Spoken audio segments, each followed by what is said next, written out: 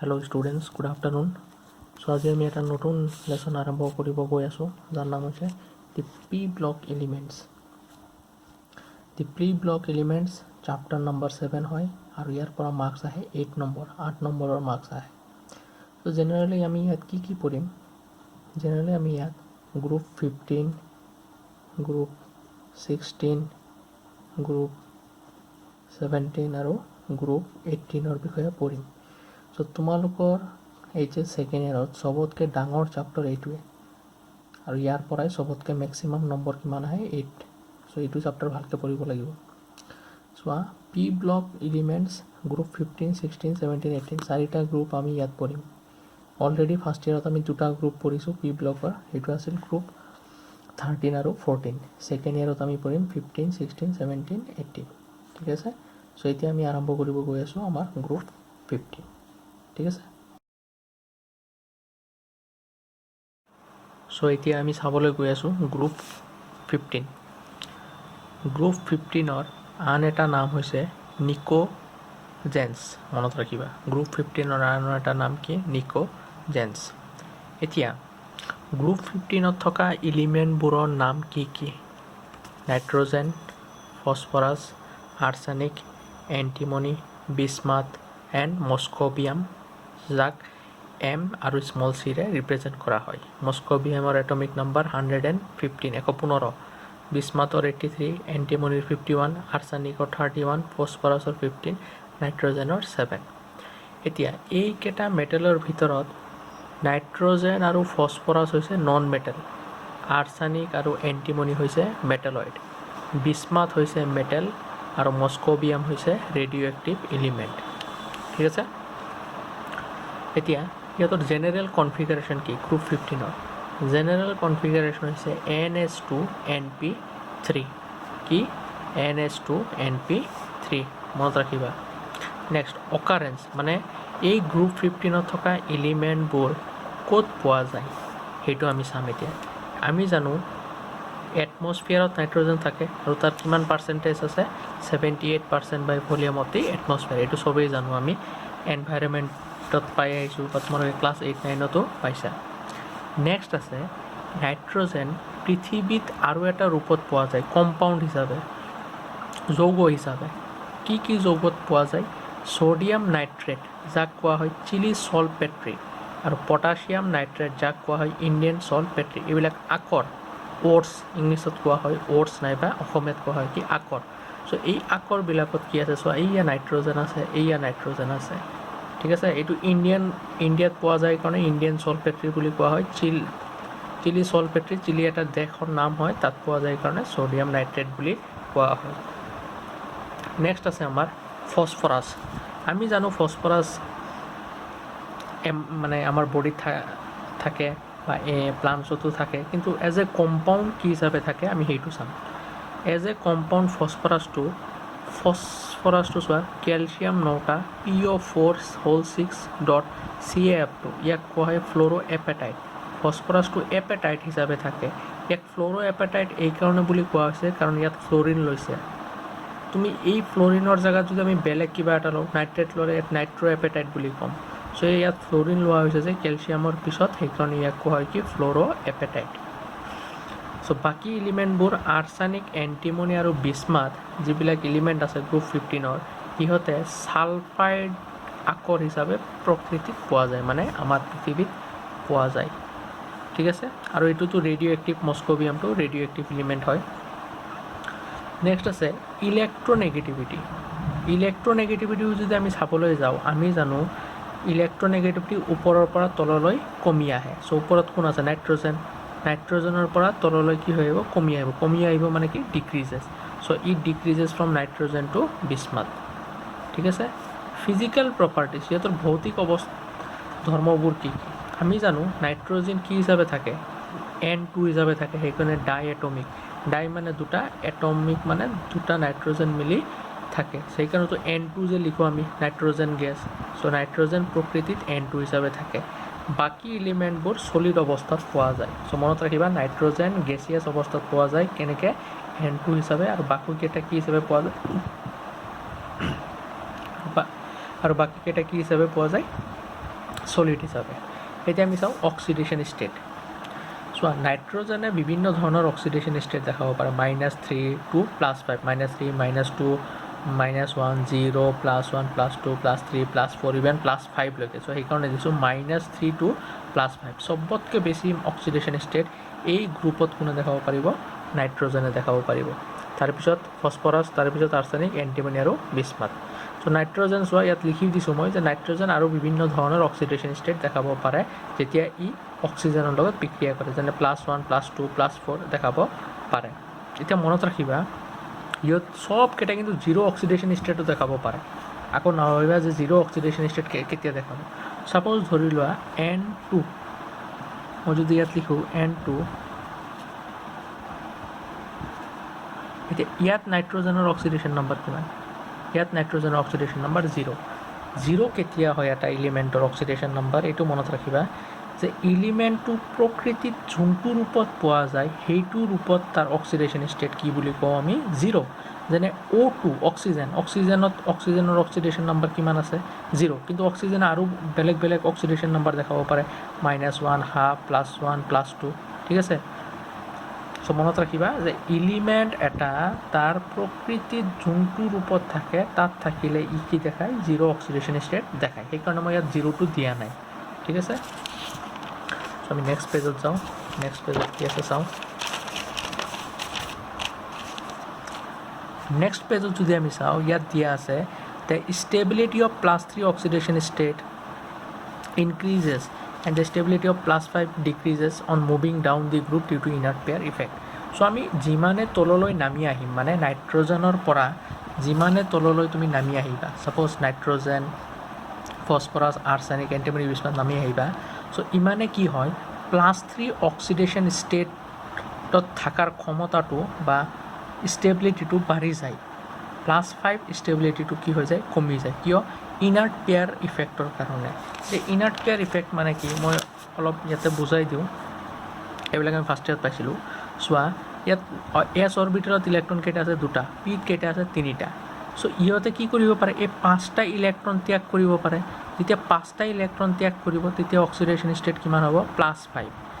আৰু যদি বাহিৰৰ পৰা 3টা ইলেক্ট্ৰন লৈ পি তেতিয়া কি হৈ যাব? 6টা হৈ যাব, কাৰণ আগৰ পৰাই 3টা আছে, আৰু 3টা ল'লে কেইটা হৈ যাব? 6টা।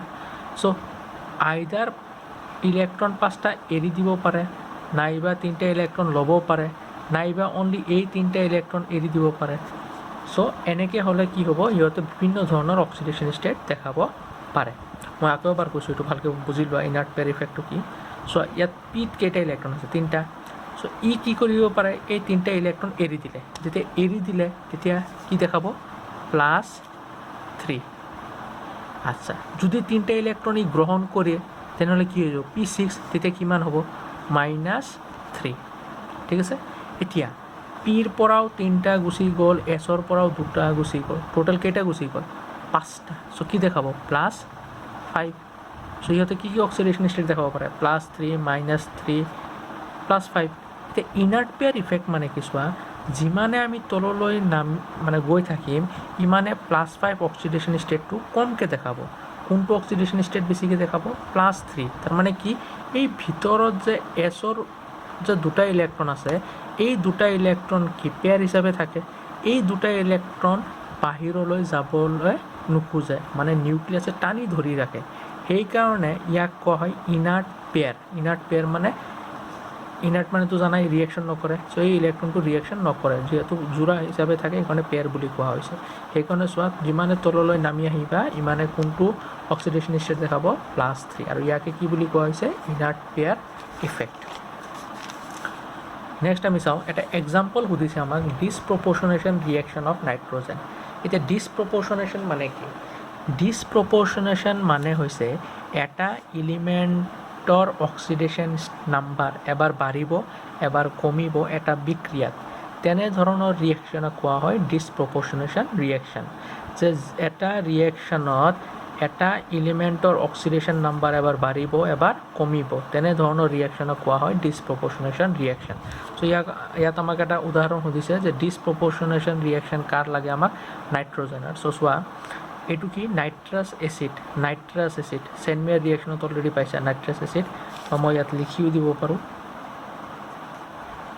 নাইট্ৰাছ এচিড ঠিক আছে চ' ইয়াত চোৱা ইয়াত নাইট্ৰজেনৰ অক্সিডেশ্যন নাম্বাৰ কিমান +3 এইটো কি নাইট্ৰিক এচিড ইয়াত কিমান +5 এইটো নাইট্ৰজেন অক্সাইড ইয়াত কিমান +2 চ' ডিছপ্ৰপৰ্চনেশ্যন ৰিয়েকশ্যন মানে কি আছিল এটা এলিমেণ্টৰ অক্সিডেশ্যন নাম্বাৰ এবাৰ বাঢ়িব আৰু এবাৰ অক্সিডেশ্যন নাম্বাৰ কমিব একেখন বিক্ৰিয়াত তেনেধৰণৰ বিক্ৰিয়াক আমি কি বুলি কওঁ ডিছপ্ৰপৰ্চনেশ্যন ৰিয়েকশ্যন চ' এইটো এটা কি এইটো এটা ডিছপ্ৰপৰ্চনেল ৰিয়েকশ্যন কাৰ নাইট্ৰজেনৰ এইটো মনত ৰাখিবা নেক্সট আছে আয়নাইজেশ্যন এনথেলপি চ' আয়নাইজেশ্যন এনথেলপি নাইবা আয়নাইজেশ্যন এনাৰ্জি কাৰ বেছি হয় ionisation energy of nitrogen is very high ionisation energy কিয় বহুত বেছি সিহঁতৰ আয়নাইজেশ্যন এনাৰ্জি এইকাৰণে বেছি কাৰণ নাইট্ৰজেনৰ চাইজটো কি সৰু আৰু তাত হাফ ফিল ষ্টেবিলিটি এটা আছে হাফ ফিল ষ্টেবিলিটি কিয় কৈছোঁ চোৱা এয়া পিত যে 3টা ইলেক্ট্ৰন আছে সেইটোৰ কাৰণে হাফ ফিল ষ্টেবিলিটি হৈ আছে ঠিক আছে চ' স্মল চাইজ আৰু half feel stability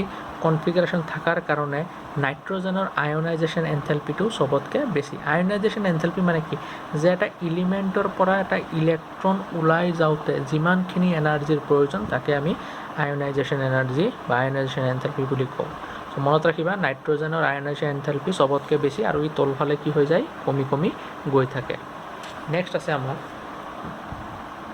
এনামলাছ properties of nitrogen এনোমলাছ মানে কি অলপ ব্যতিক্ৰম ধৰ্ম কাৰ নাইট্ৰজেন এলিমেণ্টটো অলপ ব্যতিক্ৰম ধৰ্ম দেখায় বাকীবোৰ এলিমেণ্টৰ তুলনাত এটা গ্ৰুপতে গ্ৰুপ 15ৰ বাকীবোৰ এলিমেণ্টতকৈ নাইট্ৰজেনটো অলপ ব্যতিক্ৰম কিয় ব্যতিক্ৰম হৈছে চাওঁ আমি কিয় ব্যতিক্ৰম ধৰ্মটো দেখায় সেইটো আমি প্ৰথমে চাই লওঁ কাৰণ আমি জানো নাইট্ৰজেনৰ চাইজটো কি সৰু আৰু নাইট্ৰজেনটো কি হাইলি ইলেক্ট্ৰনেগেটিভ ইয়াৰ আয়নাইজেশ্যন এনথেলপি বহুত বেছি আৰু এটা ইম্পৰ্টেণ্ট কথা তোমালোকে এইবাৰ নতুনকৈ পালা যে non availability of D orbitals তাৰমানে নাইট্ৰজেনৰ ইলেক্ট্ৰনিক কনফিগাৰেশ্যনত ডি অৰবিটেল নাথাকে কাৰণ নাইট্ৰজেনৰ এটমিক নাম্বাৰ কিমান 7 1s2 2s2 2p3 ঠিক আছে চ' তাততো ডি অৰবিটেল নাই সেইকাৰণে non availability of D orbitals তাৰমানে ডি অৰবিটেলছ সিহঁতত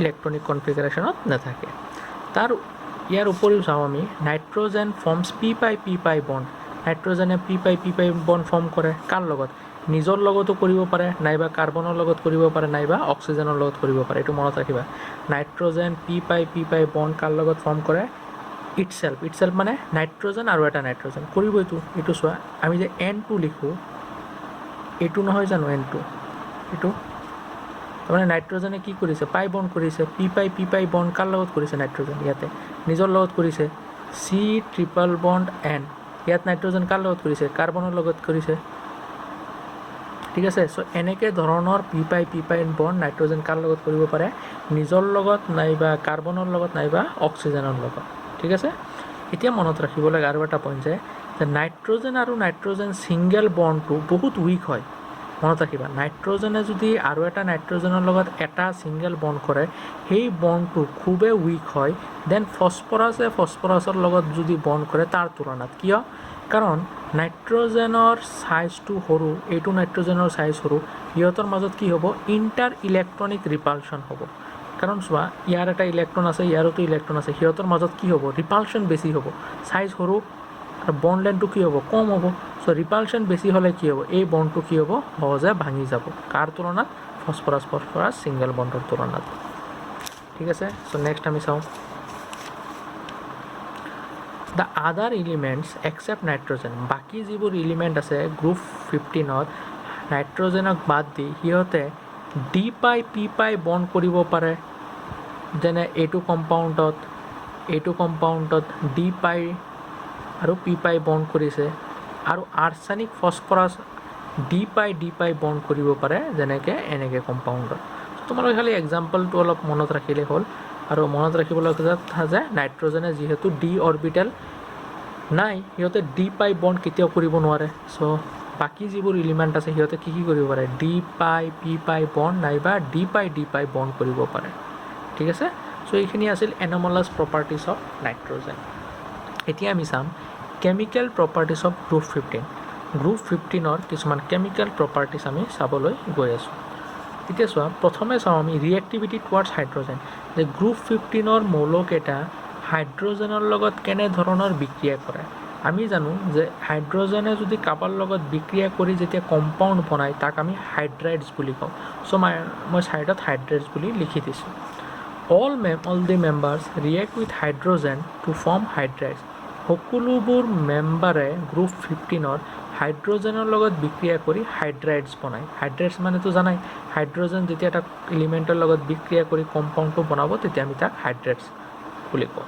চ' চোৱা, ফৰ্মুলাটো কি হয়, EH3। ই মানে কি, এলিমেণ্ট। এতিয়া কি এলিমেণ্ট হ'ব পাৰে, নাইট্ৰজেন, ফছফৰাছ, আৰ্ছেনিক, এণ্টিমনি, বিস্মাথ হ'ব পাৰে। কেমিকেল ফৰ্মুলাটো মনত ৰাখিবা যে হাইড্ৰজেনৰ লগত কি ফৰ্মুলা, EH3, ঠিক আছে। All the hydrides are covalent. এতিয়া সকলোবোৰ হাইড্ৰাইডছ কি, ইয়াৰ কোভেলেণ্ট আৰু পিৰামিডেল ইন শ্বেপ।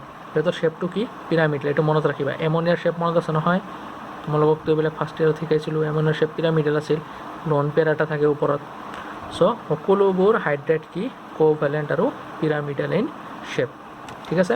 এতিয়া ইয়াতে চোৱা, নাইট্ৰজেনৰ এইটো হাইড্ৰাইড, যাক আমি এমনিয়া বুলি কওঁ, এইটো ফছফিন, এইটো আৰ্ছেনিকৰ হাইড্ৰাইড, এণ্টিমনিৰ হাইড্ৰাইড, এইটো বিস্মাথৰ হাইড্ৰাইড।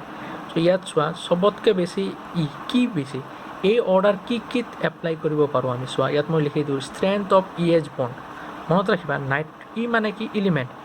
নাইট্ৰজেন আৰু হাইড্ৰজেনৰ মাজত বণ্ডটো কি, চবতকৈ বেছি। চ' এমনিয়াত নাইট্ৰজেন আৰু হাইড্ৰজেনৰ বণ্ড কি, চবতকৈ বেছি। তাৰপিছত ইয়াত চবতকৈ কম কি, ইয়াত। মনত থাকিবনে, কাৰণ নাইট্ৰজেনৰ চাইজ সৰু, হাইড্ৰজেনৰ চাইজ সৰু এলিমেণ্ট আৰু এটা সৰু এলিমেণ্টৰ মাজত কি হ'ব, বণ্ড ষ্ট্ৰেংথটো কি হ'ব, বেছি হ'ব। বিস্মাথটো বহুত ডাঙৰ এলিমেণ্ট আৰু তাৰ লগত এটা সৰু হাইড্ৰজেন লাগি আছে। চ' সিহঁতৰ মাজত বণ্ড ষ্ট্ৰেংথ কি হ'ব, কম হ'ব। চবতকৈ বেছি বণ্ড ষ্ট্ৰেংথ ক'ত, ইয়াতে। চ' 1 নম্বৰ বুজিলা। এইটো অৰ্ডাৰ আৰু কি ফ'ল' কৰে, থাৰ্মেল ষ্টেবিলিটি।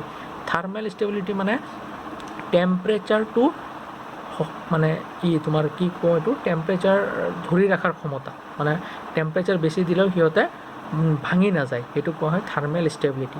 চ' থাৰ্মেল ষ্টেবিলিটি কাৰ হ'ব, নাইট্ৰজেন আৰু হাইড্ৰজেন। সৰু বস্তু আৰু সৰু এলিমেণ্ট, নাইট্ৰজেনো এটা সৰু এলিমেণ্ট, হাইড্ৰজেনো এটা সৰু এলিমেণ্ট। চ' সিহঁতৰ থাৰ্মেল ষ্টেবিলিটি কি হ'ব, চবতকৈ বেছি হ'ব। চ' এইটো অৰ্ডাৰ কোনে ফ'ল' কৰিছে, থাৰ্মেল ষ্টেবিলিটি ফ'ল' কৰিছে। বেছিক ষ্ট্ৰেংথ, এইকেইটাৰ ভিতৰত চবতকৈ বেছিক কোনটো, এমনিয়া, তাৰপিছত এইটো, তাৰপিছত এইটো। চ' বেছিক ষ্ট্ৰেংথটো এইটো ফ'ল' কৰিছে। চলিবিলিটি ইন ৱাটাৰ, এইকেইটা হাইড্ৰেটৰ ভিতৰত কোনটো পানীত বেছি চলিবল হ'ব, মনত ৰাখিবা, এইটো অৰ্ডাৰ ফ'ল' কৰিছে। নাইট্ৰজেন, এমনিয়া চবতকৈ বেছি চলিবল হ'ব, তাৰপিছত ফছফিন, তাৰপিছত এইটো, আৰু বণ্ড এংগেল। চ' চবতকৈ বেছি বণ্ড এংগেল কাৰ, ইয়াৰ, তাৰপিছত ইয়াৰ। চ' এই 5টা প্ৰপাৰ্টিছে এই অৰ্ডাৰটো ফ'ল' কৰিছে, ভালকৈ মনত ৰাখিবা। নেক্সট আমি চাওঁ এগেইন। এইবাৰ চোৱা, bismuth hydride, antimony hydride, arsenic hydride, phosphorus hydride আৰু এমনিয়া নাইট্ৰজেন হাইড্ৰাইডৰ এইটো ছিৰিজ এইবাৰ বেছি হৈছে। ইয়াত কি এপ্লিকেট হ'ব, এই অৰ্ডাৰটো কোনো ৰিডিউচিং কেৰেক্টাৰ। চবতকৈ বেছি ৰিডিউচিং কেৰেক্টাৰ কাৰ, এইয়া বিস্মাথৰ হাইড্ৰাইডৰ। কোভেলেণ্ট কেৰেক্টাৰ কাৰ, চবতকৈ বেছি বিস্মাথৰ হাইড্ৰাইড। চোৱা, এই অৰ্ডাৰটোত দুটা বস্তু এনেকৈ বাঢ়ি গৈ আছে, এটা হৈছে ৰিডিউচিং কেৰেক্টাৰ, এটা হৈছে কোভেলেণ্ট কেৰেক্টাৰ, ঠিক আছে। এই 5টা আছিল এমনিয়াৰ চবতকৈ বেছি, এই দুটা হৈছে কাৰ, বিস্মাথৰ হাইড্ৰাইডৰ চবতকৈ বেছি, ঠিক আছে। এতিয়া এটা ব্যতিক্ৰম আছে। ব্যতিক্ৰমটোক চোৱা, কিয় হয়, আমি চাইছোঁ হাইড্ৰাইড তলফালে বাঢ়ি গৈছে, নাইবা ওপৰৰ ফালে বাঢ়ি গৈছে। কিন্তু ব্যতিক্ৰম এইকাৰণে কৈছোঁ, কাৰণ বইলিং পইণ্টটো কোনো এটা অৰ্ডাৰ ফ'ল' কৰা নাই। চোৱা, মনত ৰাখিবা, বইলিং পইণ্টটোত চোৱা, তলফালে গৈ আছিল, কিন্তু ফাৰ্ষ্টত কোন আছে, এমনিয়া। চ' এমনিয়াৰ বইলিং পইণ্টটো চবতকৈ বেছি, কাৰণ এমনিয়াত কি আছে, হাইড্ৰজেন বণ্ডিং আছে। মনত ৰাখিবলগীয়া কথা, মনত থাকিব, চবতকৈ বেছি কাৰ, এমনিয়াৰ, তাৰপিছত বিস্মাথ হাইড্ৰাইড, তাৰপিছত এণ্টিমনি, তাৰপিছত আৰ্ছেনিক, তাৰপিছত phosphine. So' this is one of the exceptional case. যদি তুমি এইটোক বাদ দিয়া, এমনিয়াক যদি মই বাদ দিওঁ, চোৱা, তলফালে কি হৈ আছে, বইলিং পইণ্টটো বাঢ়ি গৈ আছে, কাৰণ ফছফৰাছৰ পিছত আৰ্ছেনিক, আৰ্ছেনিক পিছত এণ্টিমনিৰ পিছত বিস্মাথ আহে। ঠিক আছে কিন্তু এমনিয়া ক'ত আছিল ফাৰ্ষ্টত আছিল এমনিয়া চবতকৈ কম হ'ব লাগিছিল কিন্তু এমনিয়া কম নহয় এমনিয়াৰ বইলিং পইণ্ট চবতকৈ বেছি কিয় বেছি কাৰণ এমনিয়াত হাইড্ৰজেন বণ্ডিং হয় চ' এই বস্তুটো মনত ৰাখিব লাগিব তোমালোকে